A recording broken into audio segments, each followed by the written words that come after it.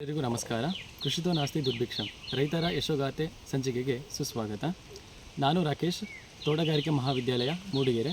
ನಾವಿವತ್ತು ಚಿತ್ರದುರ್ಗ ಜಿಲ್ಲೆಯ ಹಿರಿಯೂರು ತಾಲೂಕಿನ ಹರಿಯಬ್ಬೆ ಗ್ರಾಮದಲ್ಲಿ ಪ್ರಗತಿಪರ ರೈತರಾಗಿರುವ ಎಂಜರಪ್ಪ ಮತ್ತು ಗುಂಜಮ್ಮ ಅವರ ತೋಟಕ್ಕೆ ಬಂದಿದ್ದೇವೆ.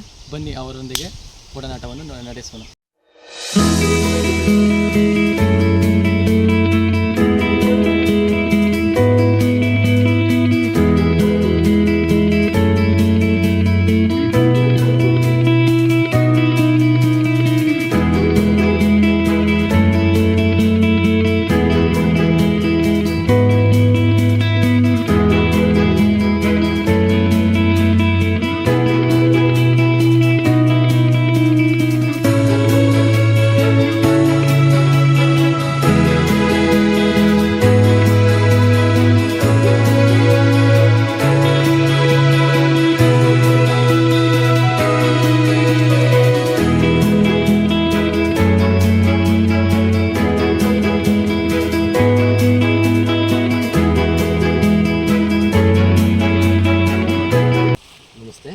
ನಾನು ಎಚ್.ಎಸ್. ಎಂಜರಪ್ಪ ಹರಿಯಬ್ಬೆ. ಕೃಷಿಕನಾಗಿ ನಾನು ಕೆಲವಾರು ಸಾಧನೆಗಳನ್ನು ಮಾಡಿದ್ದೀವಿ. ಅದನ್ನು ನಮ್ಮ ಕೃಷಿ ವಿಜ್ಞಾನ ಕೇಂದ್ರದಲ್ಲಿ ಗುರುತಿಸಿ ಈ ದಿನ ನಿಮ್ಮ ಮಕ್ಕಳ ಜೊತೆ ನನ್ನ ಕಾರ್ಯಕ್ರಮವನ್ನು ಕೊಡಲಿಕ್ಕೆ, ನಿಮಗೆ ಕಾರ್ಯಾನುಭವದ ಬಗ್ಗೆ ಹೇಳಲಿಕ್ಕೆ ನನಗೆ KVKಯಿಂದ ಕಳಿಸ್ಕೊಟ್ಟಿದ್ದಾರೆ. ಅದು ನಿಮ್ಮ ಏನು ಅನುಮಾನ ಅನಿಸಿಕೆಗಳಿದ್ದಾವೆ ಕೃಷಿನಲ್ಲಿ, ಅವುಗಳ ಬಗ್ಗೆ ನೀವು ತಿಳ್ಕೊಳ್ಳಲಿಕ್ಕೆ ನೀವು ಹೇಳಿದ್ದನ್ನು ನಾನು ಅದರ ಪ್ರತಿಕ್ರಿಯೆಯಾಗಿ ನಾನು ಹೇಳ್ತೀನಿ. ಯಾವ್ದು ಮಾಡ್ಬೋದು, ಯಾವ್ದು ಬಿಡಬೇಕು, ಯಾವ ಆದಾಯಕ್ಕೆ ನಾವು ಹೋಗಬೇಕು, ಅದನ್ನೆಲ್ಲ ನಾನು ಹೇಳಲಿಕ್ಕೆ ರೆಡಿ ಇದ್ದೀನಿ. ನೀವು ಕೇಳ್ತಾ ಹೋಗಿ. ಯಾವ್ಯಾವ ಬೆಳೆಗಳು ಬೆಳಿತೀರಾ? ಮೊದಲಿಗೆ ರೈತನಾದವನು ಏಕ ಬೆಳೆ ಪದ್ಧತಿಯನ್ನು ಕೈಬಿಟ್ಟು ಬಹು ಬೆಳೆ ಪದ್ಧತಿಗಳನ್ನು ಅಳವಡಿಸ್ಕೊಂಡಾಗ ಅವನ ಕೃಷಿ ಆದಾಯ ಸುಸ್ಥಿರ ಕೃಷಿಯಾಗಿ ಮತ್ತು ಅವರ ಆದಾಯನೂ ಸಹ ನಿರಂತರ ಬರುವ ರೀತಿ ಅಡಾಪ್ಟ್ ಮಾಡ್ಕೊಂಡಾಗ ಅವನು ಸುಸ್ಥಿರನಾಗಿ ಇರೋಕ್ಕೆ ಸಾಧ್ಯ. ರೈತ ಒಂದೇ ಬೆಳೆಗೆ ಆದ್ಯತೆಯನ್ನು ಕೊಡಬಾರ್ದು ನನ್ನ ಪ್ರಕಾರ. ನೀವು ಸಮಗ್ರ ಸುಸ್ಥಿರ ಕೃಷಿ ಅಂತ ಅಂದರೆ ಯಾವ್ಯಾವ ಬೆಳೆಗೆ ಆದ್ಯತೆ ಕೊಡ್ತೀರಾ? ನಾನು ಸಮಗ್ರ ಕೃಷಿ ಅಂತಂದರೆ ಪ್ರತಿದಿನ ಆದಾಯಕ್ಕೆ ಹೈನುಗಾರಿಕೆ, ತಿಂಗಳಿಗೊಮ್ಮೆ ಆದಾಯ ಒಂದು ತಿಂಗಳಿಂದ 30ರಿಂದ 60 ದಿನದೊಳಗೆ ಬರ್ತಕ್ಕಂಥ ಮೆಡಿಸಿನ್ ಸೌತೆ ಕೃಷಿ, ಆಮೇಲೆ 6 ತಿಂಗಳಲ್ಲಿ ಬರ್ತಕ್ಕಂಥ ಹತ್ತಿ ಕೃಷಿ, ಮತ್ತು 8ರಿಂದ ವರ್ಷದೊಳಗೆ ಬರ್ತಕ್ಕಂಥ ದಾಳಿಂಬೆ ಕೃಷಿ, ಬಾಳೆ ಕೃಷಿ ಮತ್ತು ಅಡಿಕೆ. ಹೀಗೆ ಹಂತವಾಗಿ ನಮಗೆ ಕೃಷಿ ಆದಾಯವನ್ನು ಕ್ರೋಢೀಕರಿಸಲಿಕ್ಕೆ ಪ್ರತಿಯೊಂದು ಹಂತನೂ ನಮ್ಗೆ ಆದಾಯ ಬರಬೇಕು ರೈತರಿಗೆ. ಆ ರೀತಿ ನಮ್ಮ ಬೆಳೆಗಳಿಗೆ ಅಡಾಪ್ಟ್ ಕೊಟ್ಟಿದ್ದೀವಿ. ಈಗ ನಾನು ಇಟ್ಟಿರ್ತಕ್ಕಂಥ ನನ್ನ ಹೊಲದಲ್ಲಿ ಕೃಷಿ ದಾಳಿಂಬೆ ಕೃಷಿ ಇದೆ, ಬಾಳೆ ಇದೆ, ಪಪ್ಪಾಯಿ ಇದೆ, ಅಡಿಕೆ ಇದೆ, ಮತ್ತು ಹತ್ತಿ ಸೀಡ್ ಪ್ರೊಡಕ್ಷನ್ ಬೀಜೋತ್ಪಾದನಾ ಹತ್ತಿನೂ ಸಹ ಬೆಳೀತಾ ಇದ್ದೀನಿ. ಮತ್ತು ಮರಾಧಾರಿತ ಕೃಷಿಗಳಾಗಿ ನಾನು ಶ್ರೀಗಂಧ, ಹುಣಸೆ, ಆಮೇಲೆ ಗೋಡಂಬಿ, ಮಹಾಗನಿ ಇವು ಸಹ ಈ ಬೆಳೆಗಳ ಜೊತೆ ಅಳವಡಿಸ್ಕೊಂಡಿದ್ದೀನಿ. ಕಾರಣ ಇಂತಹ ಹವಾಮಾನ ವೈಪರೀತ್ಯದಲ್ಲಿ ನೀರಿನ ಕೊರತೆ ಆದಂಥ ಸಂದರ್ಭದಲ್ಲಿ ನನ್ನ ಭೂಮಿ ಹಸಿರಾಗಿರಬೇಕು ಅನ್ನೋ ಒಂದು ಉದ್ದೇಶಕ್ಕೋಸ್ಕರ ಈ ಥರ ಮರಾಧಾರಿತ ಕೃಷಿಗಳಿಗೂ ಸಹ ನಾನು ಒತ್ತುಕೊಂಡಿದ್ದೀನಿ. ನಾವು ಪ್ರತಿಯೊಂದು ಹಂತದಲ್ಲೂ ನಮ್ಗೆ ಹಂತವಾಗಿ ಆದಾಯ ಬರಲಿಕ್ಕೆ ಬೆಳೆಗಳನ್ನು ಅಡಾಪ್ಟ್ ಮಾಡಿದ್ದೀವಿ. ಹಾಗೆ ನಮ್ಗೆ ಆದಾಯಗಳು ಸಹ ಬಂದಿದೆ. ನಾನು ಬಾಳೆನ ಗುಂಪು ಬಾಳೆಯಾಗಿ ಬೆಳೀತಾ ಇದ್ದೀನಿ. ನಿರಂತರವಾಗಿ ಪ್ರತಿ 15 ದಿನಕ್ಕೊಮ್ಮೆ ನಮ್ಗೆ ಆದಾಯನ ಕೊಟ್ಟಿದ್ದೀನಿ. ಇಲ್ಲಿಗೆ 2 ವರ್ಷ ನಿರಂತರವಾಗಿ ನನಗೆ ಆದಾಯ ಬರ್ತದೆ. 15-20 ದಿನದವರೆಗೂ ನನಗೆ ಹಾರ್ವೆಸ್ಟ್ ಮಾಡಿ ಬೆಳೆ ಬರ್ತಾನೆ ಇರುತ್ತೆ.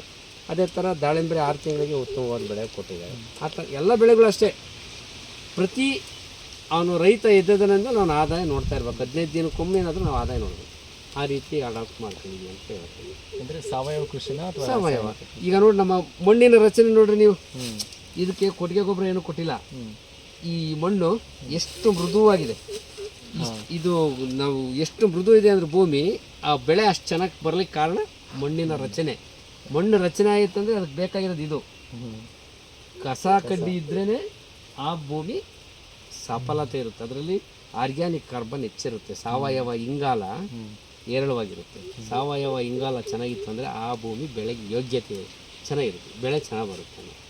ನೀವು ಸಾವಯವ ಅಂತ ಅಂದರೆ ಜೀವಾಮೃತ ಅವೆಲ್ಲ ಯೂಸ್ ಮಾಡ್ತೀರಾ ಅಂತ ಮಾಡ್ತೀರಾ? ಹೌದು. ಸಾವಯವ ಕೃಷಿ ಅಂದರೆ ನಾವು ನಮ್ಮ ಭೂಮಿಗೆ ಕೊಟ್ಟಿಗೆ ಗೊಬ್ಬರಗಳ ಜೊತೆಗೆ ಹಸಿರೆಲೆ ಗೊಬ್ಬರ, ಎರೆಹುಳ ಗೊಬ್ಬರ, ಜೀವಾಮೃತ ಆ ಥರ ಗೊಬ್ಬರಗಳನ್ನು ಬಳಕೆ ಮಾಡಿದಾಗ ನಮ್ಮ ಭೂಮಿ ಒಳ್ಳೆಯ ಸಾವಯವ ಇಂಗಾಲವಾಗಿ ಪರಿವರ್ತನೆ ಆಗ್ತದೆ. ಅದನ್ನು ಬಳಕೆ ಹೆಚ್ಚು ಮಾಡ್ತೀವಿ. ರಾಸಾಯನಿಕ ಬಳಸ್ತೀವಿ ಕಡಿಮೆ. ದಾಳಿಂಬೆ ಅಂತ ಕೃಷಿ ಸ್ವಲ್ಪ ಹೆಚ್ಚು ಮಾಡ್ತೀವಿ. ಇನ್ನು ಇತರೆ ಎಲ್ಲ ಕೃಷಿಗಳಿಗೂ ನಾವು ಕಡಿಮೆ ಕೊಟ್ಟಿಗೆ ಗೊಬ್ಬರ ಹೆಚ್ಚಿನದಾಗಿ ನಾವು ಬಳಕೆ ಮಾಡಿ ಬೆಳೆ ಬೆಳಿತೀವಿ. ಹೇಳ್ತಾರೆ ಇಲ್ಲ ಸಾವಯವ ಕೃಷಿಯಲ್ಲಿ ಕೀಟ ರೋಗ ಮತ್ತು ಅವನ್ನ ಕಂಟ್ರೋಲ್ ಮಾಡೋದು ಭಾಳ ಕಷ್ಟ ಅಂತ. ಕಷ್ಟ ಇಲ್ಲ ಅಂತ ಹೇಳಲ್ಲ, ಬಟ್ ಕಷ್ಟ ಅಂತ ಹೇಳ್ಬಿಟ್ಟು ನಾವು ಬರೀ ವಿಷಯನೇ ತುಂಬ ಸುರಿಬಾರ್ದು. ಭೂಮಿನೂ ರೆಸಿಸ್ಟೆನ್ಸ್ ಚೆನ್ನಾಗಿತ್ತಂದರೆ ರೋಗ ನಿರೋಧಕ ಶಕ್ತಿ ಬರ್ಬೇಕು ಬೆಳೆನಲ್ಲಿ, ಆಗ ರೋಗಗಳು ಕಡಿಮೆ ಬೀಳುತ್ತೆ, ಆಗ ಬೆಳೆ ತೆಗಿಬೋದು, ಏನು ತೊಂದರೆ ಇಲ್ಲ.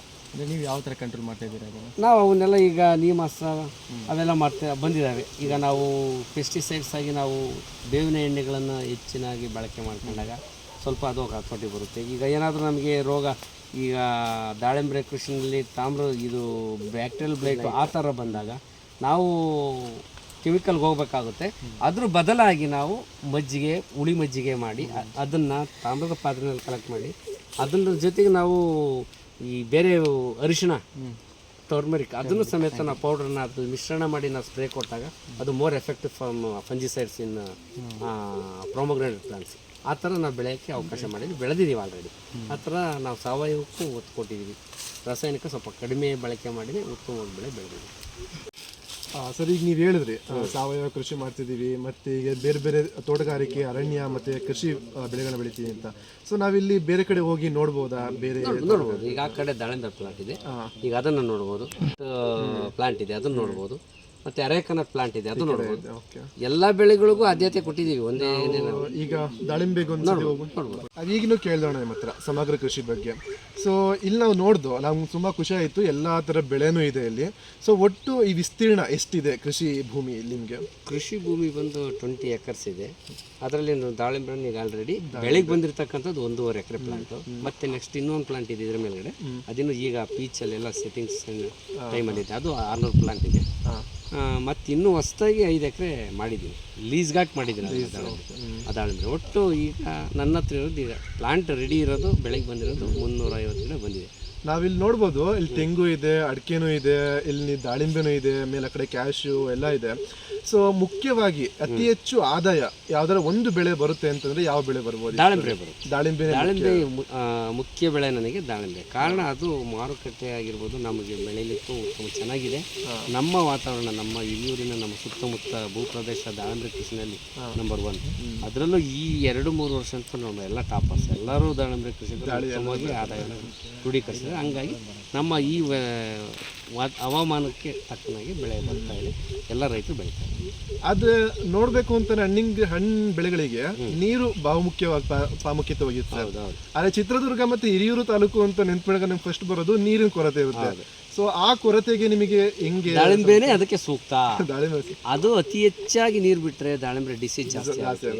ಅದಕ್ಕೆ ಎಷ್ಟು ಬೇಕು ಅಷ್ಟು ಮಾತ್ರ, ಅವಶ್ಯಕತೆಗೆ ಎಷ್ಟು ಬೇಕು ಅಷ್ಟು ನೀರು ಕೊಟ್ಟಾಗ ಮಾತ್ರ ಅದು ಉತ್ತಮವಾದ ಬೆಳೆ ಬರಲಿಕ್ಕೆ ಸಾಧ್ಯ. ಇಲ್ಲಿ ಹನಿ ನೀರಾವರಿ ಪದ್ಧತಿ ಅಳವಡಿಸ್ಕೊಂಡಿದ್ದೀರಾ? ಡ್ರಿಪ್ ಇರಿಗೇಷನ್ ಎಲ್ಲ ಡ್ರಿಪ್ ಅಲ್ಲೇ, ಯಾವುದು ಮ್ಯಾನ್ಯಲಲ್ಲಿ ಇರ್ತಾ ಫ್ಲಡ್ ಇಲ್ಲ, ಫ್ಲಡ್ ಮಾಡ್ಲಿಕ್ಕೆ ಬರೋದು ಇಲ್ಲ.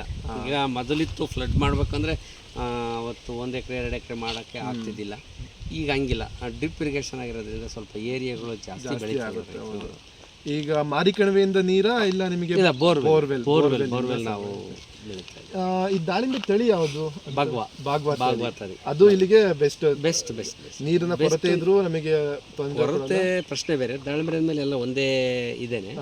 ದಾಳಿಂಬೆನಲ್ಲಿ ಹಲವಾರು ತಳಿಗಳಿದ್ದಾವೆ. ಅದರಲ್ಲಿ ಬಾಗ್ವಾ ಯಾಕೆ ಇಷ್ಟಪಡ್ತಾರೆ ಅಂದ್ರೆ ಕೀಪಿಂಗ್ ಕ್ವಾಲಿಟಿ ಅದು ಮುಖ್ಯ. ಅದು ತಡಿತಕ್ಕಂಥ ಅವಧಿ ಅದು ಜಾಸ್ತಿ ದಿನ ಇರುತ್ತೆ. ಆ ರೀತಿ ಅದಕ್ಕೋಸ್ಕರ ಮಾರ್ಕೆಟಿಂಗ್ ಎಕ್ಸ್ಪೋರ್ಟ್ ಮಾಡಿದಾಗ ಅವನು ಹೊರರಾಷ್ಟ್ರಕ್ಕೆ ಕಳಿಸಿದ್ರು ಸಹ ಡ್ಯಾಮೇಜ್ ಬರಲ್ಲ. ಆಗ ಅದನ್ನು ಬಳಕೆ ಮಾಡಲಿಕ್ಕೆ ಸೂಕ್ತ ಅಂತ ಹೇಳ್ಬಿಟ್ಟು ದಾಳಿಂಬೆ ಭಗವಾನೇ ಬಳಕೆ. ಪ್ರತಿಯೊಬ್ಬ ರೈತರು ಭಗವಾನೇ ಆಯ್ಕೆ ಮಾಡಬೇಕು. ಬೇರೆ ಯಾವ್ದು ಮಾಡಿದ್ರು ಅವೆಲ್ಲ ಸ್ವಲ್ಪ ಸಮಸ್ಯೆ. ಅಂದರೆ ಹಾರ್ವೆಸ್ಟಿಂಗ್ ಟೈಮ್ ಬೇಗ ಆದರೂ ಕೊನೆಯದಾಗಿ ಕೇಳಬೇಕು ಅಂತಂದ್ರೆ ಸ್ಪೇಸಿಂಗ್ ಎಷ್ಟು ಕೊಟ್ಟರೆ ನಮಗೆ ಲಾಭದಾಯಕ? ದಾಳಿಂಬೆನಲ್ಲಿ ಬಹಳ ಪ್ರಮುಖವಾದ ಪ್ರಶ್ನೆ ಇದೆ. ಸ್ಪೇಸಿಂಗಲ್ಲಿ ನಮಗೆ 10-14 ಸ್ಪೇಸಿಂಗು ತುಂಬ ಒಳ್ಳೆಯದು. ಕಾರಣ ಡಿಸೀಸ್ ಕಡಿಮೆ ಇರುತ್ತೆ, ಗಾಳಿ ಬೆಳಕು ಅಂತರ ಚೆನ್ನಾಗಿ ಆಡುತ್ತೆ. ಆಗ ಡಿಸೀಸ್ಗಳು ಕಡಿಮೆ ಇರ್ತವೆ. ಈಗ ನಾವು 5, 6, 8, 9 ಈ ರೀತಿ ಚಿಕ್ಕದಾಗಿ ಮಾಡಿದಾಗ ಅಂದೇ ಆ ಪ್ಲಾಟ್ ಚಿಕ್ಕದದು, ಆ ಏರಿಯಾ ಅದು ಫಸ್ಟ್ಗೆ ಆಗಿ ಡ್ರಿಪ್ ಅದು. ಅದರಲ್ಲಿ ಸ್ವಲ್ಪ ಏನು ಗಾಳಿ ಬೆಳಕಾಗಲ್ಲ, ಸ್ವಲ್ಪ ಆಂಥ್ರಾಕ್ಸ್ ಬರೋ ಸಾಧ್ಯತೆ ಜಾಸ್ತಿ ಇರುತ್ತೆ. ಆಂಥ್ರಾಕ್ಸ್ ಅದು ಫಂಗಲ್ಸ್ ಇನ್ಫೆಕ್ಷನ್, ಗುಂಪಾದಷ್ಟು ಮಳೆ ಇಂಥರ ವಾತಾವರಣದಲ್ಲಿ ಜಿಡಿಗೆ ಸ್ವಲ್ಪ ಅದು ಇನ್ಫೆಕ್ಷನ್. ಅದೇ ಗಾಳಿ ಬೆಳಕು ಫ್ರೀಡಾಗಿದ್ದರೆ ಯಾವುದೇ ಡಿಸೀಸ್ ಬರಲ್ಲ. ಹೆಚ್ಚಿನ ಆದಾಯ ಮಾಡಬೇಕು ಅಂತ ಜಾಸ್ತಿ ಗಿಡ ನೆಡಂಗೂ ಇಲ್ಲ, ಕರೆಕ್ಟಾಗಿ ಬೇಕು, ವೈಜ್ಞಾನಿಕವಾಗಿ ನೆಡಬೇಕು, ಟೆಕ್ನಿಕಲಿ ಮಾಡಬೇಕು. ದಾಳಿಂಬೆ ಕೃಷಿ ಮಾಡೋದು ತಾಂತ್ರಿಕತೆ ಅಳವಡಿಸಿಕೊಂಡು ನಾವು ಅದನ್ನು ಕರೆಕ್ಟ್ ಸಮಯಕ್ಕೆ ಸರಿಯಾಗಿ ನಾವು ಪಾಲನೆ ಮಾಡಿದ್ದೆ ಅದರಲ್ಲಿ ಉತ್ತಮವಾದ ಕೃಷಿ ಮಾಡಬೇಕು. ಸರಿ, ತೊಂದರೆ ಅಂದರೆ ಇವೆಲ್ಲನ ಸೀಡ್ ನೆಟ್ ಶೇಡಲ್ಲಿ ಮಾಡ್ತಾರೆ ಅದನ್ನು. ಆ ಥರ ಮಾಡಿದಾಗ ಮಾತ್ರ. ಈಗ ನಾವು ನೋಡಿದ್ವಿ ದಾಳಿಂಬೆ ಬೆಳೆ ಆಗಲಿ, ಗೋಡಂಬಿ, ಗೇರು ಕೃಷಿ ಮಾಡಿದ್ದೀರಾ, ಹತ್ತಿ ಕೃಷಿ ಮಾಡಿದ್ದೀರಾ. ಇವನ್ನೆಲ್ಲ ಆರ್ಥಿಕವಾಗಿ ನಿರ್ವಹಣೆ ಮಾಡೋಕ್ಕೆ ನೀವು ಏನೇನು ಯಾವ ರೀತಿ ನಿರ್ವಹಣೆ ಮಾಡ್ತೀರಾ ಅನ್ನೋದು ನಮ್ಮ ರೈತರಿಗೆ ಹೇಳಿದರೆ ಅನುಕೂಲ ಭಾಳ ಆಗುತ್ತೆ. ಈಗ ನಾವು ತೋಟಗಾರಿಕಾ ಬೆಳೆಗಳಾದಂಥ ದಾಳಿಂಬೆ, ಕೊಕ್ಕೋ ಇಂಥ ಬೆಳೆಗಳನ್ನು ಬೆಳೆಯಬೇಕಾದ್ರೆ ನಾವು ಇಲಾಖೆ ವತಿಯಿಂದ ಅದಕ್ಕೆ ಸಸ್ಯಗಳಿಗೂ ಸಹ ಪ್ರದೇಶ ವಿಸ್ತರಣೆಗೆ ಅವಕಾಶ ಇರುತ್ತೆ ಮಾಡಲಿಕ್ಕೆ. ಪ್ರದೇಶ ವಿಸ್ತರಣೆಯಿಂದ ಅದರ ಸಹಾಯಧನವನ್ನು ತಗೋಬೋದು, ಗಿಡ ನಾಟಿ ಮಾಡಿ. ಮತ್ತು ಅದು ಡ್ರಿಪ್ ಹಾಕ್ತೀವಿ ಅಂತಂದೇಳಿ ನಾವು ಮಾಡಿದಾಗ ಡ್ರಿಪ್ಪು ಸಹ ನಮ್ಮಲ್ಲಿ ಇಲಾಖೆಯಲ್ಲಿ ಅದಕ್ಕೆ ಅನುದಾನ ಸಿಗುತ್ತೆ. ಅವನ್ನ ಬಳಕೆ ಮಾಡಿಕೊಂಡ್ರೆ ರೈತರಿಗೆ ಸ್ವಲ್ಪ ಆರ್ಥಿಕ ಹೊರೆ ಕಡಿಮೆ ಆಗುತ್ತೆ, ಅವರು ಬೆಳೀಲಿಕ್ಕೂ ಸ್ವಲ್ಪ ಉತ್ತೇಜನ ಆಗುತ್ತೆ. ಪ್ರತಿ ಎಲ್ಲ ಬೆಳೆಗಳಿಗೂ ಅವಕಾಶ ಇದೆ, ಬಟ್ ನಾವು ಏರಿಯಾ ಡಿಪೆಂಡ್. ಈಗ ಜಾಸ್ತಿ ಮಾಡಿದಾಗ ಸ್ವಲ್ಪ ನಮ್ಮ ಕೈಯಿಂದನೇ ಬೀಳಬೇಕು. ಅದನ್ನು ನಾವು ಅಷ್ಟು ಕೈಯಿಂದ ಮಾಡಲಿಕ್ಕೆ ಆಗದಿದ್ರೂ ಸ್ವಲ್ಪನಾದರೂ ಸಪೋರ್ಟಿವ್ ಆಗಿ ಸಿಗುತ್ತಲ್ಲ, ಮಾಡ್ಬೋದು, ಏನು ತೊಂದರೆ ಇಲ್ಲ, ಬೆಳಿಬೋದು. ಆ ಥರ ಅಳವಡಿಸ್ಕೊಂಡು ಮಾಡ್ಬೋದು. ಇಲಾಖೆ ಮುಖಾಂತರ ನಾವು ನಮ್ಮ ಇದು ಟೋಟಲ್ ನಾವು ಇಷ್ಟೆಲ್ಲ ಜ್ಞಾನವಂತರಾಗಲಿಕ್ಕೆ ನಮ್ಮ ಕೃಷಿ ವಿಜ್ಞಾನ ಕೇಂದ್ರ ಮತ್ತು ತೋಟಗಾರಿಕೆ ಇಲಾಖೆ ಮತ್ತು ರೈತ ಸಂಪರ್ಕ ಕೇಂದ್ರ ಎಲ್ಲ ನಮಗೆ ಉತ್ತಮವಾದಂತಹ ಸ್ಪಂದನೆಯನ್ನು ತೋರ್ತಿರೋದ್ರಿಂದ ನಾವು ಇಷ್ಟು ಕೃಷಿ ಮಾಡಲಿಕ್ಕೆ ಅವಕಾಶ. ಅಂದರೆ ಈಗ ಆಳುಗಳೆಲ್ಲ ನೋಡ್ತಾ ಇದ್ದೀವಿ ನಾವು ಕೆಲಸ ಮಾಡೋರು. ಅಂದರೆ ತಿಂಗಳಿಗೆ ಎಷ್ಟು ಆಳುಗಳಿಗೆ ನೀವೆಲ್ಲ ಕೆಲಸ ಕೊಡ್ಬೋದು ಆ ರೀತಿ? ಹಂಗೇನಿಲ್ಲ. ನಮ್ಮ ಸೀಡ್ ಪ್ರೊಡಕ್ಷನ್ ಇದ್ದಾಗ ಒಂದು 45 ಜನ ಕಂಪಲ್ಸರಿ, ಒಂದು 5 ರಿಂದ 6 ಜನ ಲೇಬರ್ ಹೆಣ್ಮಕ್ಳು ಇರಲೇಬೇಕಾಗ್ತದೆ. ಮತ್ತು ದಾಳಿಂಬೆ ಸ್ಪ್ರೇಯಿಂಗ್ ಕೊಡಬೇಕಾದ್ರೆ ವಾರಕ್ಕೊಮ್ಮೆ ಒಂದಿಬ್ಬರು ಲೇಬರ್ ಬೇಕಾಗ್ತದೆ. ಮತ್ತು ಹಾರ್ವೆಸ್ಟ್ ಮಾಡಬೇಕಾದ್ರೆ ಆಗ ಸ್ವಲ್ಪ ಹೆಚ್ಚಿನ ಲೇಬರ್ ಬೇಕು ದಾಳಿಂಬೆಗೆ. ಇವನ್ನೆಲ್ಲ ಕಾಲಕ್ಕೆ ಆ ಒಂದು ಬೆಳೆಗಳ ಅನುಗುಣವಾಗಿ ಆ ಡೆನ್ಸಿಟಿ ತಕ್ಕಂತೆ, ಅದರ ಸಾಂದ್ರತೆ ತಕ್ಕಂತೆ ನಾವು ಆಳುಗಳನ್ನು ಬಳಕೆ ಮಾಡ್ತೀವಿ, ಕೆಲಸ ಮಾಡ್ತೀವಿ. ನಿಮಗೆ ಒಂದು ಮಾರ್ಕೆಟಿಂಗ್ ಬಗ್ಗೆ ಒಂದು ಸ್ವಲ್ಪ ಮಾಹಿತಿ ಕೊಟ್ಟಿದ್ರೆ ಚೆನ್ನಾಗಿರುತ್ತೆ ರೈತರಿಗೆ. ಸರಿ, ಮಾರುಕಟ್ಟೆದಾಗಲಿ, ಗೇರು ಹಸಿದಾಗಲಿ, ಹತ್ತಿದಾಗಲಿ. ಮಾರುಕಟ್ಟೆ ಅಂದರೆ ಇವತ್ತು ನಮ್ಮ ರೈತರಿಗೆ ದೊಡ್ಡ ಸಮಸ್ಯೆ. ನಾವೇನೇ ರೈತರು ಬೆಳೀತೀವಿ ಮಾರುಕಟ್ಟೆ ನಾವು ಸುಮಾರಾಗಿ ಸಾಧಾರಣವಾಗಿ ಫೇಲ್ ಆಗಿರೋದೇ ಜಾಸ್ತಿ, ಸಕ್ಸಸ್ ಆಗಿರೋದು ತುಂಬ ಕಡಿಮೆ. ಅದಕ್ಕೆ ನಾವೇನು ಮಾಡಬೇಕು, ಪ್ರತಿಯೊಂದು ಹಂತನೂ ನಾವು ಯೋಚನೆ ಮಾಡ್ಬೇಕಾಗುತ್ತೆ. ನಾವು ಇತ್ರೆಯಲ್ಲಿ ದಾಳಿಂಬೆ ಕೃಷಿನ ಇತ್ರೆಯಲ್ಲಿ ಶುರು ಮಾಡಬೇಕಾದ್ರೇ ಮಾರ್ಕೆಟ್ ಮೈಂಡ್ ಇಟ್ಕೊಂಡೇ ಮಾಡಬೇಕು. ಕಾರಣ ಎಲ್ಲ ರೈತರಿಗಿಂತ ವಿಭಿನ್ನವಾದ ಟೈಮಲ್ಲಿ ಅಂಬೆ ಬಹಾರ, ಮೃಗಬಹಾರ, ಹಸ್ತಬಹಾರ, ಈ ಬಹಾರಗಳಲ್ಲಿ ಅತಿ ಹೆಚ್ಚು ಜನ ಅಂಬೆ ಬಹಾರಲ್ಲಿ ಟ್ರೈ ಮಾಡ್ತಾರೆ. ಯಾಕೆ ಮಾಡ್ತಾರೆ? ಮಹಾರಾಷ್ಟ್ರ ಅಂಬೆ ಬಹಾರಲ್ಲಿ ಮಳೆಗಾಲ ಇರುತ್ತೆ, ಅಲ್ಲಿ ಬೆಳೆ ಇರಲ್ಲ. ಆಗ ನಮ್ಮ ಮಾಲು 180-160 ರೂಪಾಯಿ. ನಾನು ಲಾಸ್ಟ್ ಈಗ 160 ರೂಪಾಯಿ ಅಮೌಂಟ್ ಕೊಟ್ಟು ತಗೊಂಡಿದ್ದೆ. ಈಗ ಕೆ ಜಿಗೆ ತಗೊಂಡೋದ್ರು, ಹೊಲ್ದಾಗೆ ತಗೊಂಡೋರು 160 ರೂಪಾಯಿಗೆ. ಯಾಕೆ? ಅನ್ಸೀಸನಲ್ಲಿ ಬಂದ್ವಿ ನಾವು. ಸೀಸನ್ ವೈಸು ಈಗ ಮೃಗಬಹಾರ, ಹಸ್ತಬಹಾರ ಅವು ಸೀಸನ್ ವೈಸ್ ಎಲ್ಲ ಕಡೆಯಿಂದನೂ ಕ್ರಾಪ್ ಬಂದಾಗ ಈಗ 100 ರೂಪಾಯಿ ಒಳಗಿದೆ, 80 ರೂಪಾಯಿ 70 ರೂಪಾಯಿ ಕೆ ಜಿ ಹೊಲ್ದ ಹತ್ರ ಇದೆ. ಹಂಗೆ ನಾವು ಸಹ ಮಾರುಕಟ್ಟೆ ಅನುಸರಿಸಿ ಬೆಳೆಗಳನ್ನು ಆಯ್ಕೆ ಮಾಡ್ತೀವಿ. ಸಮಯ ಬಿಡೋದು, ಆ ಬಿಡ್ತಕ್ಕಂಥ 3 ಬಹಾರಗಳಲ್ಲೂ ನಾವು ಸಮಯ ಆಯ್ಕೆ ಮಾಡ್ಕೋಬೇಕು, ಅದು ಭಾಳ ಮುಖ್ಯ. ಸ್ವಲ್ಪ ಇಳುವರಿ ಕಡಿಮೆ ಆಗ್ಬೋದು, ಬಟ್ ಮಾರುಕಟ್ಟೆ ಚೆನ್ನಾಗಿರುತ್ತೆ, ಅದು ಉತ್ತಮವಾದ ಉದ್ದೇಶ. ಈ ಗೇರು ಅಷ್ಟೇ, ಗೇರು ಕೃಷಿಗೂ ನಮ್ಮಲ್ಲಿ ಇರಲಿಲ್ಲ, ಇಷ್ಟು ದಿನ ಸಮಸ್ಯೆ ಇತ್ತು. ಮೊನ್ನೆ ಹಿರಿಯೂರಲ್ಲಿ ಒಂದು ಫ್ಯಾಕ್ಟ್ರಿ ಆಗಿದೆ, ಗೇರು ಕೋಕೋ ಫ್ಯಾಕ್ಟ್ರಿ ಆಗಿದೆ. ಅದೇ ನಮ್ಮ ಬೊಬ್ಬೂರು ಫಾರಮ್ ಮುಂದೆ ಒಂದು ಫ್ಯಾಕ್ಟ್ರಿ ಆಗಿದೆ. ವಿನಾಯಕ ವಿದ್ಯೇಶ್ವರ ಇದು ಕೋಕೋ ಇಂಡಸ್ಟ್ರೀಸ್ ಆಗಿದೆ, ಪ್ರೊಸೆಸಿಂಗ್ ಇಂಡಸ್ಟ್ರಿ ಮಾಡಿ ಅಲ್ಲೇ ಕಳಿಸ್ತೀವಿ. ಇಲ್ಲಿಂದ ಸ್ಕಿಪ್ ಮೇಲೆ ಅದು ನನಗೆ ಡ್ರೈವ್ ಮಾಡೋದು ಒಂದಿಂದ ತಗೊಂಡೋಗಿ ಕೊಟ್ಟರೆ ನಮ್ಗೆ ಅಲ್ಲಿ ಪ್ರೊಸೆಸಿಂಗ್ ಯೂನಿಟ್ ಆಗಿದೆ. ನಮ್ಗೆ ಅದು ಅನುಕೂಲ, ಮುಂದೆ ರೈತರು ಬೆಳೀತಕ್ಕಂಥದ್ದು ಅನುಕೂಲ ಆಗುತ್ತೆ ಅಂತ. ಯಾರೂ ಮಾಡಿಲ್ಲ, ನಾವು ಪ್ರಾಯೋಗಿಕವಾಗಿ ಮಾಡಿರೋದು ಇದು. ಇಲ್ಲೇ ಭಾಗದಾಗಿಂದ ಯಾರೂ ಮಾಡಿಲ್ಲ. ಕಾರಣ ನಾನು ಮಾಡಿದ್ದು ರೀಸನ್ಗೆ ಭಾಳ ಚೆನ್ನಾಗಿ ಬಂದಿದೆ ಬರುತ್ತೆ. ಕಾರಣ ನಮ್ಮದು ಏನು ಕಷ್ಟ, ನೀರಿನ ನನಗೆಲ್ಲ ಇದೆಲ್ಲ ಪಾಠ ಕಲ್ತ್ಕೊಂಡ್ರೆ ನೀರೇ ನನಗೆ ಪಾಠ ಕಲಿಸಿದ್ದು. ನನಗೆ ಯಾವುದೂ ಕಲಿಸಲಿಲ್ಲ. ನೀರು ಎಷ್ಟು ಕಡಿಮೆ ಆಗ್ತಾ ಹೋಯ್ತು, ನಾನು ಅದಕ್ಕೆ ತಕ್ಕನಾಗಿ ಹೊಂದ್ಕೋಬೇಕು ಅಂತ ಪ್ರಯತ್ನ ಪಟ್ಟೆ. ಹಂಗಾಗಿ ನಾವೆಲ್ಲ ಬೆಳೆಗಳಿಗೂ ಆದ್ಯತೆ ಕೊಟ್ವಿ. ಈಗ ಅಡಿಕೆ ನಂದು ಇದೆ ಕೃಷಿ, ಬಟ್ ಅದು ನಾನು ಜಾಸ್ತಿ ಮಾಡಿಲ್ಲ. ಒಂದು ಬೆಳೆಗೆ ಬಂದಿರೋದು ಒಂದು 450 ಗಿಡ ಇದೆ. ಇನ್ನೂ ಸ್ವಲ್ಪ ಎಕ್ಸ್ಟ್ರಾ ಇಲ್ಲ ಇದೆ. ಆ ಕಡೆ ಒಂದು 1800 ಗಿಡ ಇದೆ, ಚಿಕ್ಕ ಗಿಡ. ಬಟ್ ನಾವು ಎಲ್ಲ ಅವಲೋಕನ ಮಾಡಿದಾಗ ಇಂಥ ಹವಾಮಾನದಲ್ಲಿ ಮಳೆ ಇಲ್ಲ ಅಂದರೆ ಅವೆಲ್ಲ ನಮಗೆ ಜಾಬ್ ಸುಡ್ತವೆ, ಇರೋ ದುಡ್ಡು ಖಾಲಿ ಮಾಡ್ತವೆ, ಆದಾಯ ಬರೋಲ್ಲ. ನಾವು ಅಡಾಪ್ಟ್ ಮಾಡ್ಕೊಂಡ್ರೆ ಈ ಒಣ ಬೆಳೆ ನಮ್ಮನ್ನು ಉಸಿರಾಡೋಕ್ಕಾದರೂ ಇಷ್ಟು ಬೇಡಕ್ಕೆ ಆದಾಯ ದೊಡ್ಡದೇ ಬರೋದು ಬೇಡ, ಉಸಿರಾಡೋ ಮಟ್ಟಕ್ಕಾದರೂ ನಮಗೆ. ಉತ್ತರ ಕರ್ನಾಟಕದ ಭಾಗದಲ್ಲಿ ನೋಡ್ಬೋದು ನಾವೆಲ್ಲ ಜಾಸ್ತಿ ಒಣ ಭೂಮಿ ಇದೆ, ಏನೋ ಮರುಭೂಮಿ ಥರನೇ ಇದೆ. ಆ ರೀತಿ ಅಂಥ ಒಂದು ಪರಿಸ್ಥಿತಿಯಲ್ಲಿ ಯಾವ ರೀತಿ ಬೆಳೆಗಳನ್ನು ಹಾಕೋಬೇಕು ರೈತರು ಅನ್ನೋದನ್ನು ನೀವು ಸ್ವಲ್ಪ ಹೇಳಿದರೆ ನಮ್ಮ ರೈತರಿಗೆ ಅನುಕೂಲ ಆಗುತ್ತೆ. ನೀರು ಭಾಳ ಬೆಳೆಗಳಿಗೆ ಅತ್ಯವಶ್ಯಕ ಇಲ್ಲ ಅಂತ ನಾನು ಹೇಳಲ್ಲ. ಆದರೆ ಗಿಡ ಒಂದು ವರ್ಷನಾದ್ರೂ ಪೋಷಣೆ ಮಾಡಲಿಕ್ಕೆ ಒಂದು ವರ್ಷಕ್ಕಾದರೂ ಗಿಡ ನೀರು ಆಗೋಷ್ಟಾದರೂ ಸಿಗುತ್ತಾ ನಿಮ್ಮ ಭಾಗ? ಅಷ್ಟಾದರೂ ನೀರು ಸಿಗುತ್ತಾ? ಸಿಗೋಲ್ಲ. ಅಷ್ಟಾರು ಸಿಗುತ್ತೆ. ಅಷ್ಟು ಸಿಗುತ್ತೆ ಅಂದರೆ ಇನ್ನೂ ಸೂಟಬಲ್ ಕ್ರಾಪ್ಸ್ ಇದ್ದಾವೆ. ಉದಾಹರಣೆಯಾಗಿ ನೇರಳ. ಇವತ್ತು ನಮ್ಮ ವಲಯದಲ್ಲಿ ನೇರಳೆ ಉತ್ತಮವಾದ ಬೆಳೆ ಬರ್ತದೆ. ಅದು 1 ರಿಂದ 2 ವರ್ಷ ನೀರು ಕೊಟ್ಟರೆ ಸಾಕು, ಆಮೇಲೆ ನೀರೇ ಬೇಕಿಲ್ಲ, ಆ ರೀತಿ ಬೆಳೆ ಬರುತ್ತೆ. ಆಮೇಲೆ ಕಸ್ಟರ್ಡ್ ಆಪಲ್, ಸೀತಾಫಲ, ಅದು ಸಹ ಮಳೆಗಾಲದಲ್ಲೇ ಮಳೆ ಅದಕ್ಕೇ ಬೆಳೆ ಬಂದವು. ನೋಡಿದ್ರೆ ನೀವೆಲ್ಲ ಇವು ನೋಡಿದ್ವಿ. ಈಗ NMK ಗೋಲ್ಡ್ ಬಂದೈತೆ, ಸ್ವರ್ಣ ಬಂದೈತೆ, ಸ್ವರ್ಣಗೌರಿ, ಸಾಕಷ್ಟು ವೆರೈಟಿಗಳಿದ್ದಾವೆ. ಈ ಥರ ಬೆಳೆಗಳನ್ನು ನಾವು ಅಡಾಪ್ಟ್ ಮಾಡ್ತೀವಿ. ನಾನೀಗ ಅವನ್ನೆರಡು ಅಡಾಪ್ಟ್ ಮಾಡ್ಬೇಕು ನಾನು ಜೀವನದಲ್ಲಿ. ಎಲ್ಲ ಗಿಡ ಮಾಡ್ಕೊಂಡ್ರೆ ಹೊಟ್ಟೆಗೆ ಏನು ಮಾಡ್ಬೇಕು? ಅದಕ್ಕಾಗಿ ಎಮರ್ಜೆನ್ಸಿ 1 ಎಕರೆ ಇಟ್ಕೊಂಡಿದ್ದೀನಿ. ಇದು ಆದಾಯ ನಾನು ನಿರಂತರ ಬರಲಿ ಅಂತೇಳಿ ಈಗ ಅದನ್ನು ಮಾಡೋಕ್ಕೆ ಪ್ರಯತ್ನ ಬಂದಿದ್ದೀನಿ. ಯಾವುದು? ನೇರಳೆ ಮತ್ತು ಸೀತಾಫಲ.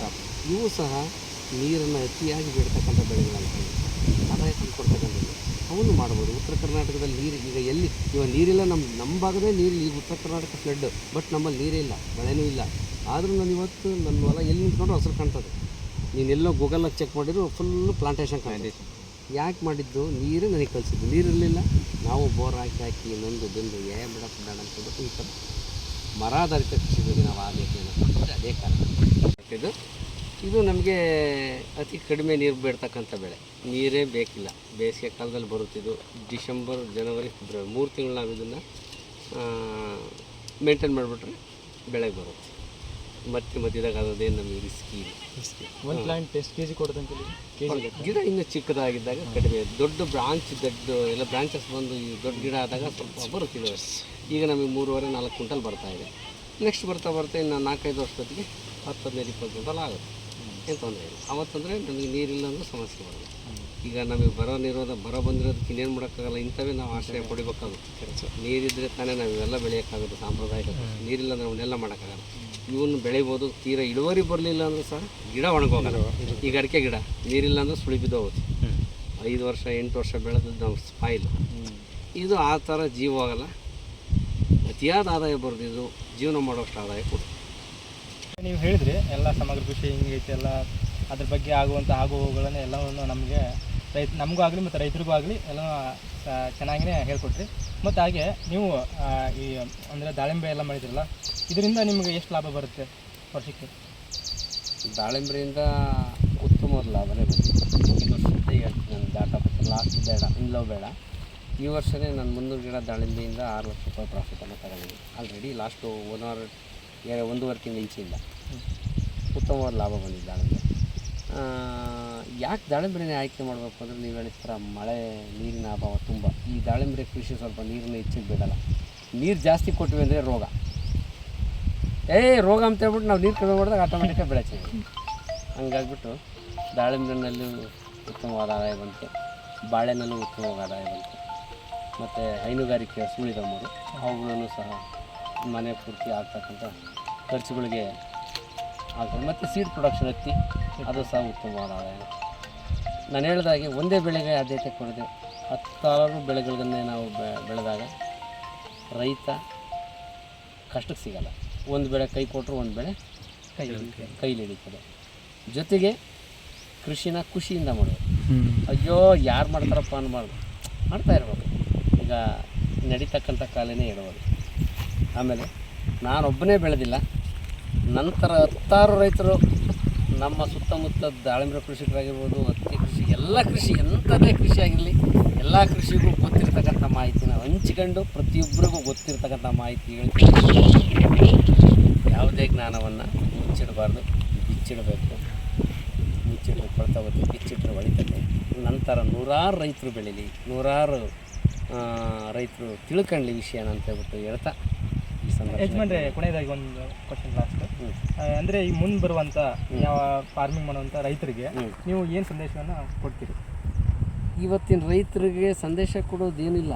ಹವಾಮಾನವನ್ನು ಆಧರಿಸಿ ಬೆಳೆಗಳನ್ನು ಆಯ್ಕೆ ಮಾಡ್ಕೊಂಡು ಬೆಳೆಗಳನ್ನು ಬೆಳೆಯೋಕ್ಕೆ ಪ್ರಯತ್ನ ಪಡಬೇಕು. ಈಗ ನೀರು ತುಂಬ ಕಡಿಮೆ ಇದೆ, ನಮ್ಮ ಕಣ್ಣಿಗೆ ಕಾಣ್ತಾ ಇದೆ. ಕಲ್ಲಂಗಡಿ, ಕರ್ಬೂಜ ಅಂತ ಬಳ್ಳಿ ಬೆಳೆಗಳು ಸಹ ನಾವು ಬೆಳೀಲಿಕ್ಕೆ ಅವಕಾಶ ಕೊಡಬೇಕಾಗ್ತದೆ. ಯಾಕಂದರೆ ಅವು 60 ದಿನದಲ್ಲೇ ಬರ್ತಕ್ಕಂಥ ಬೆಳೆ. ನಾನು ಮಾಡ್ತೀನಿ, ಪ್ರತಿ ಇಯರು ಮಾಡ್ತೀನಿ. ಈ ವರ್ಷವೂ ಮಾಡ್ಬೇಕಂತನೆಲ್ಲ ರೆಡಿ ಮಾಡಿದ್ದೀನಿ. ಬಟ್ ಈ ಮಳೆ ಸ್ವಲ್ಪ ಬಂದಿಲ್ಲದೆ ಇರೋದ್ರಿಂದ ತಿರುಗಿ ಇಟ್ಟರೆ ಬೆಳೆಗಳಿಗೆ ನೀರು ತೊಂದರೆ ಆಗಬಾರ್ದಲ್ಲ ಅಂತ ಉದ್ದೇಶಕ್ಕೆ ಗ್ಯಾರಂಟಿ ಮಾಡಿದ್ರು ಅವನು ಅಷ್ಟೇ ತುಂಬ 60 ದಿನದಲ್ಲಿ ಬೆಳೆಗಳನ್ನು ಕೈ ಸೇರ್ತದೆ. ಈಗ ರೈತ ಎಲ್ಲೋ ಬೆಳೆ ತಂದು ಈಗ ಇಂಥ ದೊಡ್ಡ ದೊಡ್ಡ ಬೆಳೆಗಳಿಗೆ ಕೈ ಹಾಕಿ 3 ವರ್ಷ ನಾವು 2 ವರ್ಷ ನಾವು ಕಾಯಲೇಬೇಕು. ದಾಳಿಂಬೆ ಹಾಕಿದ್ರೆ 2 ವರ್ಷ ನಾವು ಕಾಯಲೇಬೇಕು. ತಿನ್ನೋಲ್ಲ 60 ದಿನ ನಾವು ಬಂಡವಾಳ ಹಾಕಿ ಅದನ್ನು ರಿಟರ್ನ್ ಕೊಡೋಂಥ ಕೆಪಾಸಿಟಿ ರೈತನಿಗಿದೆ. ಶ್ರದ್ಧೆಯಿಂದ ಮಾಡಬೇಕು. ಬೀಜದ ಆಯ್ಕೆ ಭಾಳ ಮುಖ್ಯ, ಮತ್ತು ಭೂಮಿ ತಯಾರು ಮಾಡೋದು. ಅಲ್ಲಿಂದ ನಾವು ಅಚ್ಚುಕಟ್ಟ ಮಾಡಿದಾಗ ಕೊಟ್ಟಿಗೆ ಗೊಬ್ಬರ, ಸಾವಯವ ಗೊಬ್ಬರ, ಜೊತೆಗೆ ಇನ್ನೊಂದು ಅತಿ ಮೂಲವಾದಂಥ ಜೈವಿಕ ಗೊಬ್ಬರ, ಟ್ರೈಕೋಡರ್ಮಾ, ರೈಜೋಬಿಯಂ, ಮೈಕ್ರೋರೈಜಾ, ಸೂಡೋಮೋನಾಸ್ ಇಂಥ ಜೈವಿಕ ಗೊಬ್ಬರಗಳನ್ನು ಬಳಕೆ ಮಾಡ್ಕೊಂಡು ಭೂಮಿ ಬೆಳೆದಿದ್ದೆ ಆದರೆ ರೈತ ಚೆನ್ನಾಗಿ ಇಳುವರಿನೂ ಬೆಳಿಬೋದು, ಸುಸ್ಥಿರನಾಗಿರ್ಬೋದು. ಅವನ್ನು ಅಳವಡಿಸ್ಕೊಂಡು ಮಾಡಲೇಬೇಕು. ಈಗಲೂ ನನ್ನ ಜಮೀನಿನಲ್ಲಿ ಜೈವಿಕ ಗೊಬ್ಬರದ ಜೀವಾಮೃತ ಅವನ್ನೆಲ್ಲ ಮಾಡೋದಕ್ಕೆ ಎಲ್ಲ ಬೆಳೆಗಳು ನನಗೆ ಕೈ ಹಿಡಿತಾರೆ ಅಂತ ಹೇಳ್ತಾ ನನ್ನ ಈ ಒಂದು ಸಂತೋಷ ಮಾಡಿ ತುಂಬ ಧನ್ಯವಾದಗಳು. ಆಯ್ತು.